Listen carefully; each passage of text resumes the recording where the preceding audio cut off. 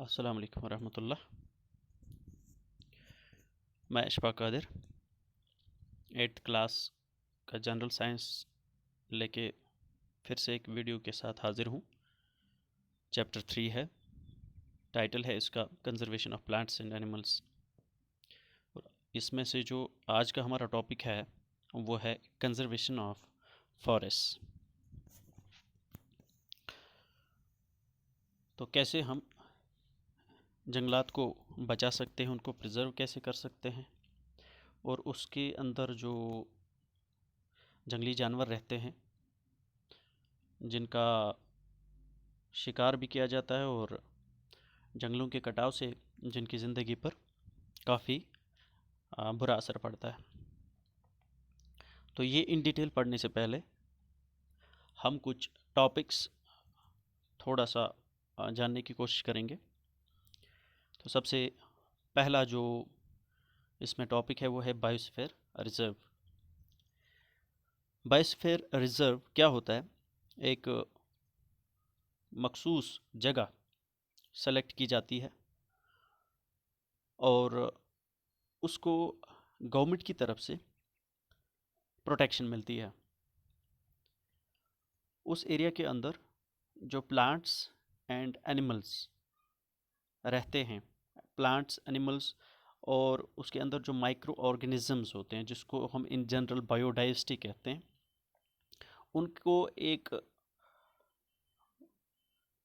Protection मिलती है और उसको बचाने के जो इकदाम उठाए जाते हैं उस एरिया को, जहाँ पे उस वहाँ के प्लांट्स, एनिमल्स और माइक्रो ऑर्गेनिजम्स, वहाँ का जो पूरा इकोसिस्टम है उसको जो उस एरिया, पूरे एरिया को हम बायोस्फीयर रिजर्व कहते हैं। तो बायोडाइवर्सिटी क्या होती है? Biodiversity is the variety of plants, animals and micro organisms generally found in an area. यानी बायोडाइवर्सिटी का मतलब है कि प्लांट्स और उस एरिया में रहने वाले एनिमल्स और माइक्रो ऑर्गेनिजम्स जो एक दूसरे पर डिपेंडेंट हैं। तो इसको हम कहते हैं बायोडाइवर्सिटी। तो बायोस्फीयर जो होता है, बायोस्फीयर रिजर्व जिसको हम कहते हैं, उसमें ये बायोडाइवर्सिटी और इसका कल्चर जो होता है उस एरिया के अंदर प्रिजर्व किया जाता है। इसके अंदर और भी एरियाज आ सकते हैं। फ्लोरा एंड फाना, ये एक और टॉपिक है।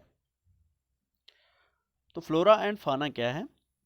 The plants and animals found in a particular area are termed flora and fauna of that area respectively. यानी जो प्लांट्स किसी एरिया के अंदर पाए जाते हैं, किसी खास एरिया के अंदर पाए जाते हैं, उनको हम फ्लोरा कहते हैं, और जो उनके अंदर एनिमल्स पाए जाते हैं तो उनको हम फाना कहते हैं। यहाँ पे आप देख सकते हैं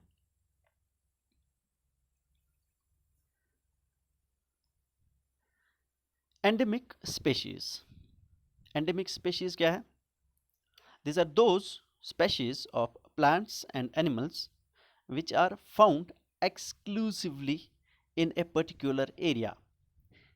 They are not found naturally anywhere else.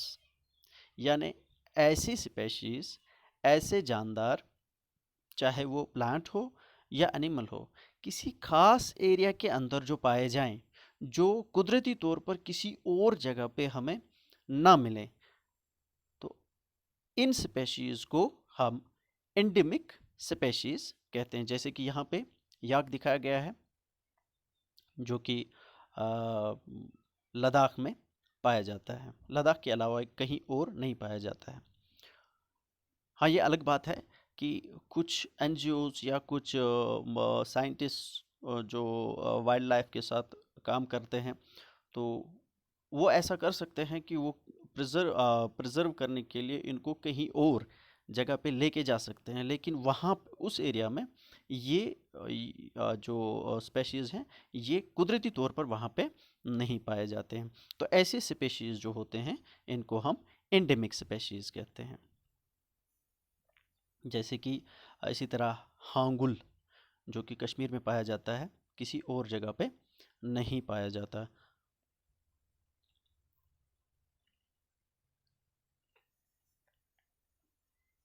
Wild life sanctuary, reserve forest की तरह वाइल्ड लाइफ सेंचुरीज भी प्रोटेक्शन देते हैं उन जानदारों को जो जिनकी ज़िंदगी खतरे में होती है या जो जो ख़त्म होने के कगार पे होते हैं। तो उनको प्रोटेक्शन देने के लिए एक एरिया सेलेक्ट किया जाता है और उसको बाज़ाब्ता तौर प्रोटेक्शन दी जाती है और उन जानवरों का ख्याल भी रखा जाता है और वहाँ पे जो है ऐसा इन्वायरमेंट क्रिएट किया जाता है जहाँ पे वो आराम से रह सकते हैं और जहाँ पे उनकी हर ज़रूरत पूरी हो सके।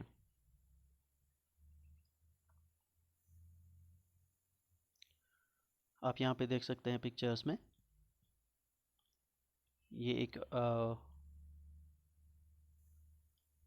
यहाँ पे एक वाइल्ड लाइफ सेंचुरी है जहाँ पे आपको ज़ेब्राज नज़र आते हैं। इसी तरह national parks, national parks are the reserves that are large and diverse enough to protect whole sets of an ecosystem। तो नेशनल पार्क क्या होती है? एक ऐसा एरिया जो काफ़ी बड़ा होता है और उसके अंदर बहुत सारे प्लांट्स और एनिमल्स होते हैं जो एक कंप्लीट इकोसिस्टम के बतौर वहाँ पे मौजूद होता है और उन्हें भी गवर्नमेंट की तरफ से या उस डिपार्टमेंट वाइल्ड लाइफ जो डिपार्टमेंट होता है उनकी तरफ से एक कंप्लीट प्रोटेक्शन और बाकी जो उनकी ज़रूरियात होती हैं उनका ख़ास ख्याल रखा जाता है ताकि उन प्लांट्स और एनिमल्स को हम प्रिजर्व कर सकते हैं, उनको एक्सटिंक्ट होने से हम बचा सकें।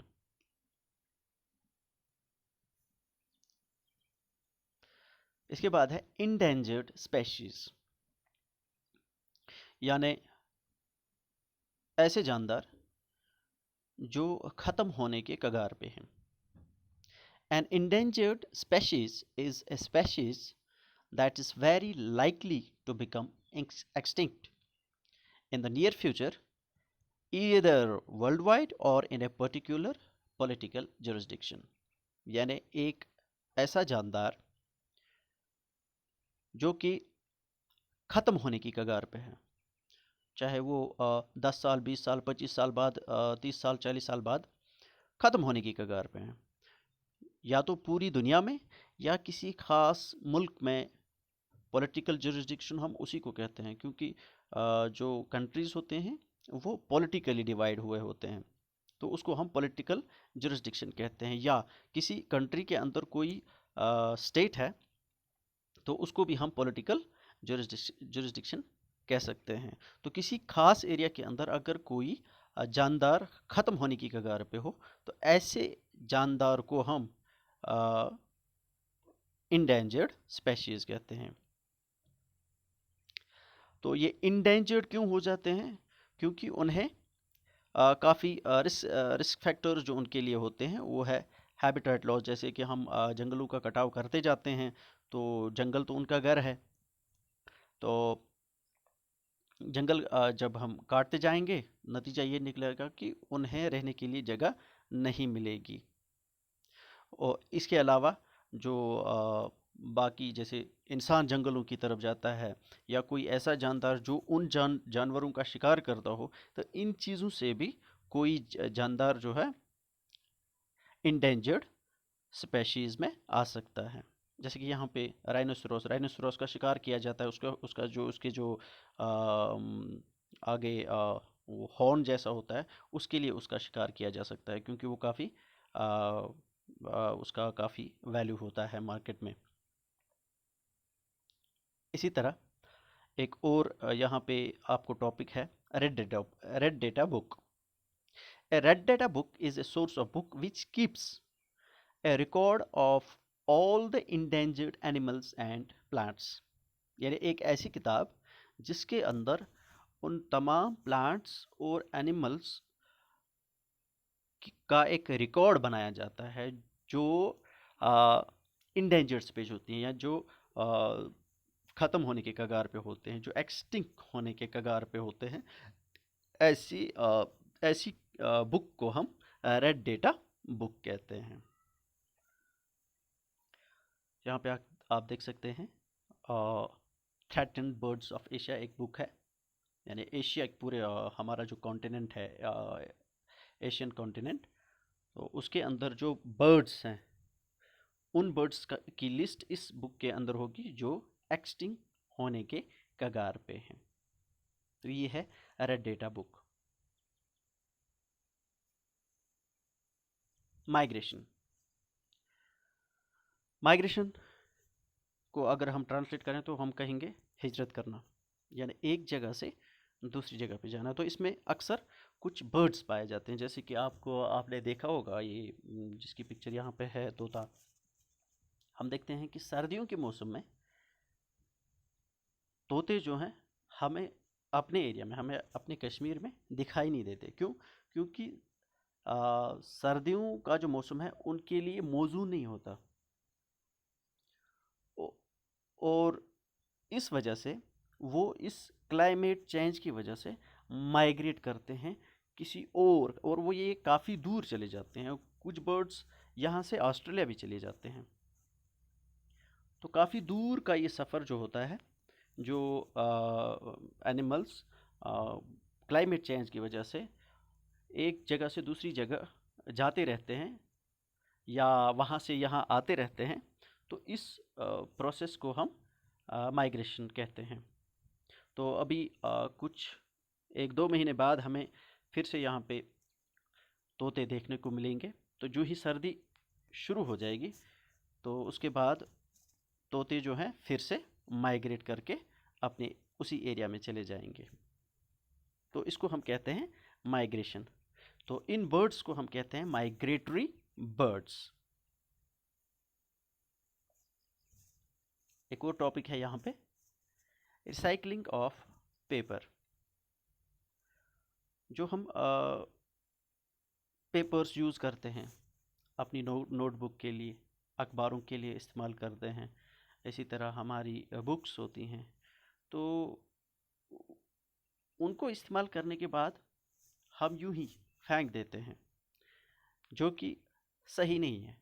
आजकल आप लोगों ने देखा होगा कि कुछ लोग मज़दूर लोग घरों में जाते हैं या कुछ दफ्तरों पे जाते हैं और उनसे पूछते हैं कि अगर आपके पास कोई कचरा वाला, अगर आपके पास पेपर है तो हम ख़रीदने के लिए तैयार हैं.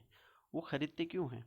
क्योंकि वो ख़रीदने के बाद फैक्ट्री वालों के पास उनको बेच देते हैं, तो जिससे उनकी रोज़ी रोटी भी चलती है. साथ ही साथ जो फैक्ट्री वाले होते हैं इसी पेपर को रिसाइकल कर देते हैं, यानी फिर से पेपर्स बना देते हैं, जो पेपर्स फिर से तैयार होके हमारे सामने अखबारों की शक्ल में या जो बुक्स हैं, नोटबुक्स हैं, या जो बाकी प्लान शीट्स आते हैं हमारे पास, जो हम रोज़मर्रा की ज़िंदगी में पेपर्स इस्तेमाल करते हैं, ये उन्हीं फैक्ट्री से फिर से रिसाइकल होके हमारे पास फिर से वापस आ जाते हैं.